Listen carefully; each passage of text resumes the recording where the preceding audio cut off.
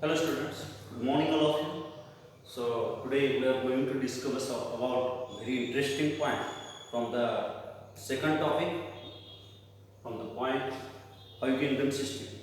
We know that there are five kingdoms according to the R.H. Whitaker. The R.H. Whitaker given five kingdom system. We know that first kingdom is the kingdom Monera, second one is the Protista, third one is the kingdom Planty, fourth one is the kingdom Fungi, and last one is the kingdom Animal. From this five kingdom system, today we are going to discuss about the third kingdom from the five kingdom system, and this is the kingdom Planty. As per the name given, the name suggested that its meaning is what? all the plants are included in this kingdom.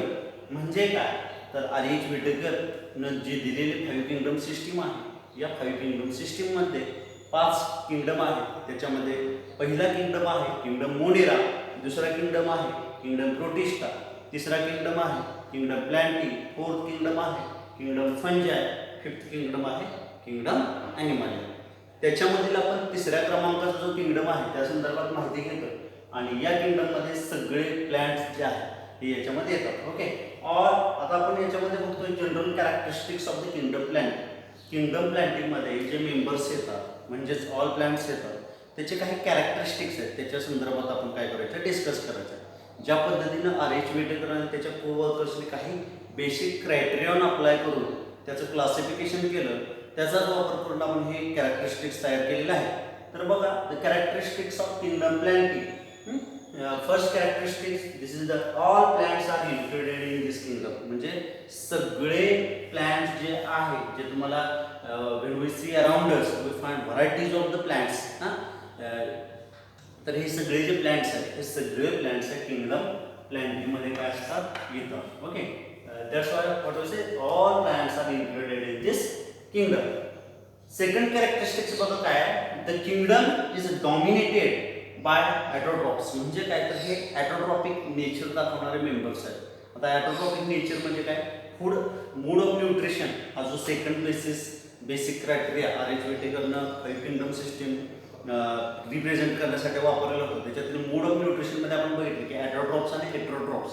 मग त्याच्यामध्ये हे जे members असतात ते generally autotrophic mode of nutrition दाखवतात. Autotroph means what? Autotrophs means the members of the organisms which synthesise their own food material. म्हणजे ते स्वतःचे अन्न स्वतः तयार करणारे जे ऑर्गॅनिझम्स असतात by the process of photosynthesis, तर त्यांना आपण काय म्हणायचं आहे, ॲटोट्रॉप्स म्हणायचं आहे. आणि आपल्या अर्थवर किंवा आपल्या इनावर अर्थ हा जो ग्रुप आहे मेंबर्स ऑफ किंगडम प्लॅन्टी आहे हे ॲटोट्रॉपनं जास्तीत जास्त तुम्हाला डॉमिनेट झालेलं आहे दिसून येतं. म्हणजेच काय, the kingdom is dominated by autotrophs. Third characteristics काय बघा, it includes some semi autotrophic members. म्हणजे काय तर हा ॲटोट्रॉपिक मूड ऑफ न्यूट्रिशन तर सगळे दाखवलं डॉमिनेटेड आहेच, परंतु त्याच्यामध्ये काही मेंबर्स आहेत ते सेमी ॲटोट्रॉपिक आहेत. मीन्स व्हॉट, फोटोसिंथेसिस पण ते दाखवतात आणि काही इन्सेक्टने कॅप्चर करून आपले जे न्यूट्रिशनल रिक्वायरमेंट आहे ते पण फुलफिल करतात. Means what, it includes some semi autotrophic members like insectivorous plants. Insectivorous plant म्हणजे काय, इन्सेक्टना ईट करणारे जे प्लांट्स आहेत इन्सेक्टना किल करून त्याच्यातले न्यूट्रिशनल व्हॅल्यू काय करतात, डायजेस्ट करतात. त्याला आपण काय इन्सेक्टिव्हेरस प्लांट्स म्हणायचं आहे. ते सेमी ॲटोट्रॉपिक मेंबरमध्ये ते मोडतात इन्सेक्टिव्हेरस प्लांट्स. मग त्याचे काही एक्झाम्पल्स दिले, त्याला सांगा एक्झाम्पल्स. याच्यामध्ये पहिलं काय, Venus flytrap. Venus flytrap is the example. Then pitcher plant. Pitcher plant आपण लोअर क्लासेसमध्ये याची सगळं इन डिटेलमध्ये स्टडी केलेला आहे. ओके, पिंक्चर प्लांट, ब्लॅडरवूड, हे काही एक्झाम्पल्स आहेत जे semi autotrophic nature of food दाखवत असतात, मोड ऑफ न्यूट्रिशनचा दाखवतात. म्हणजे मोस्टली ॲटोट्रॉपिक नेचर आहेत पण काही मेंबर्स त्याचे सेमी ॲटोट्रॉपिक नेचर दाखवतात. देन नेक्स्ट त्याच्यामध्ये बघा फोर्थ कॅरेक्टरिस्टिक्स बघा, त्याच्यामध्ये it includes heterotrophic parasitic members. म्हणजे काय तर याच्यामध्ये पॅरासाइटिक म्हणजे काय, organism which depends on other organisms. Okay, for their food requirement and they benefits from the host. This is called as parasite. आणि ह्या पॅरासाइटिक नेचर सुद्धा दाखवत आहे. हेटरोट्रॉपिक म्हणजे काय? Organism which depends on other organisms for their food requirement. म्हणजे काय? तर त्याचं एक्झाम्पल इन्क्लुड्स हेटरोट्रॉपिक पॅरासाइटिक मेंबर्स सुद्धा याच्यामध्ये असतात. आणि त्याचं एक्झाम्पल देते कसकूट आहे. जो वेल असतो, मेन सपोर्टिंग प्लॅन्ट असतात, त्याला वेल काय झालेला असतो, त्याच्यावर आलेला असतो. आणि त्या प्लॅन्ट्सचे जे काय आहेत ते रिक्वायरमेंट्स, ते आपले न्यूट्रिशनल रिक्वायरमेंट ते फुलफिल करत असतात. म्हणजे ते पॅरासाइटिक नेचर आहे, हेटरोट्रॉपिक नेचर आहे. त्याच्यानंतर बघा next characteristics from this member. It is very important characteristics as we know. आपल्याला माहिती आहे की अतिशय महत्त्वाचं कॅरेक्टरिस्टिक्स आहे. तर कोणतं आहे? The members of this kingdom. आता पहिले सेल्युलर ऑर्गनायझेशन R.H. विटेकर न काय केलेलं, त्याच्यामध्ये दोन कॅरेक्टर बेसिक वापरलेले सुरुवातीचे. पहिलं सेल्युलर ऑर्गनायझेशन आणि परत बॉडी ऑर्गनायझेशन. मग त्यातलं या कॅरेक्टरिस्टिक्समध्ये ते दोन्ही पॉईंट्स मेन्शन केलेले आहेत. बघा, the members of this kingdom are multi cellular. म्हणजे बॉडी ऑर्गनायझेशन कसं आहे? मोर दॅन वन सेल और मोर दॅन टू सेल्सनं ते तयार झालेले ऑर्गॅनिझम्स आहेत. म्हणजे काय? तर all plants are formed by the multi cellular organisation. म्हणजे अनेक सेलने तयार झालेले ऑर्गॅनिझम्स आहेत आणि जे सगळे मेंबर्स तुमच्या त्या प्लॅन्टिक किंगडममध्ये मोडतात. Okay. The members of this kingdom are multi cellular having eukaryotic cell. म्हणजे काय? तर हे मल्टी सेल्युलर आहेतच, परंतु त्यांच्यामध्ये सेल्युलर ऑर्गनायझेशन कुठल्या प्रकारचं आहे? युकॅरियोटिक आहे. म्हणजे काय? तर या मेंबरच्या ऑर्गॅनिझममध्ये जो सेल टाईप आहे तो सेल टाईप कसा आहे? युकॅरियोटिक आहे. Means what? Well developed nucleus याच्यामध्ये प्रेझेंट आहे. वेल डेव्हलप्ड न्यूक्लियस तुम्हाला याच्यामध्ये दिसणार आहे, हो ना. पण किंगडम मोनेरामध्ये आपण काय बघितलं?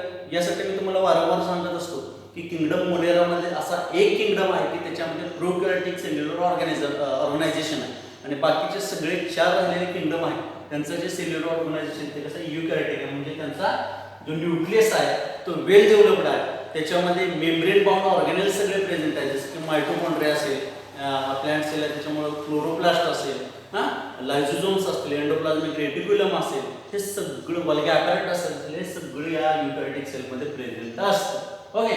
कंटेनिंग क्लोरोफिल आणि क्लोरोफिल याच्यामध्ये प्रेझेंट असतात. आणि we know that the chlorophyll pigments which is very essential for the process of photosynthesis and it is present in the leaves of the plant. प्लॅन्टच्या लीव्समध्ये असतात आणि ते फोटोसिंथेसिस प्रक्रियेसाठी अतिशय महत्त्वाचं असतं आणि हे याच्यामध्ये प्रेझेंट असतं. म्हणून हे कॅरेक्टरिस्टिक्स पुन्हा रिपीट करतो, लक्ष द्या.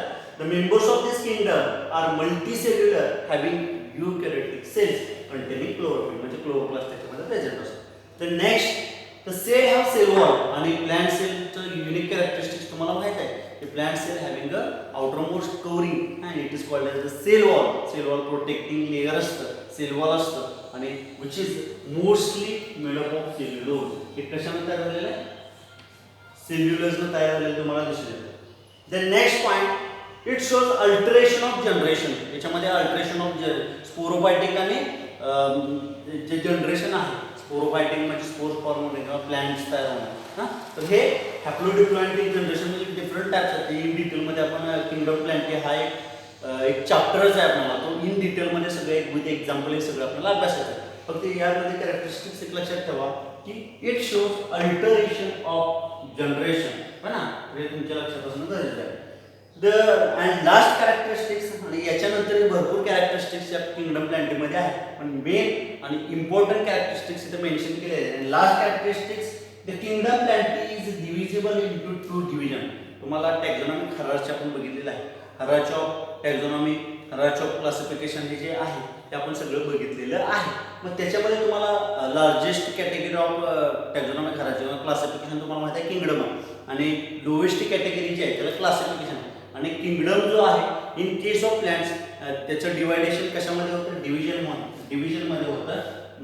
Means the kingdom plant is divisible into 2 divisions. 2 डिव्हिजनमध्ये होते. त्याच्यामध्ये एक आहे क्रिप्टोगॅमी आणि दुसरं आहे फेनोरोगॅमी. Means what? याच्यामध्ये नॉन फ्लॉवरिंग प्लॅन्ट्स आहेत, त्याच्यामध्ये कोणत्याही प्रकारचे फ्लॉवर्स किंवा सीड्स याच्यामध्ये दिसणार नाही.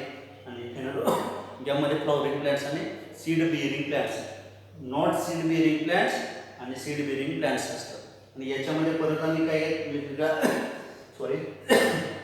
देर are 5 division. Under the kingdom plantae. याच्यामध्ये कुठला आहे बघा, थायलोफायटा, ब्रायोफायटा, टेरिडोफायटा. या क्रिप्टोगामीमध्ये 3 येतात. कुठले, थायलोफायटा, ब्रायोफायटा आणि टेरिडोफायटा.